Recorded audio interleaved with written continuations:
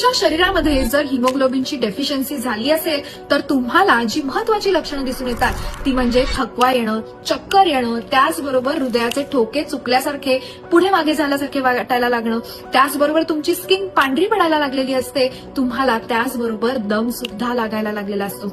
अशा लक्षणांकडे बिलकुल दुर्लक्ष करायचं नाही आहे आणि वेळेवर त्यावर उपाय करायचे आहेत. त्यासाठी आहारामध्ये खालील चेंजेस करणं किंवा इन्क्लूड करणं हे खूप महत्वाचं आहे. पहिलं म्हणजे बीटरूट, दुसरं म्हणजे गाजर, तिसरं म्हणजे पालक, चौथं म्हणजे तुम्हाला खजूर किंवा खारीक ह्याचं सेवन करायचं आहे, पाचवं म्हणजे पंपकिन सीड्स. हे आहारात तुमच्या असणं खूप गरजेचं आहे. त्याचबरोबर व्हिटॅमिन सी सुद्धा असणं गरजेचं आहे, कारण काय जर तुमच्या शरीरामध्ये व्हिटॅमिन सी योग्य मात्रेत असेल तरच आयर्नचं ऍब्झॉर्प्शन होणार आहे.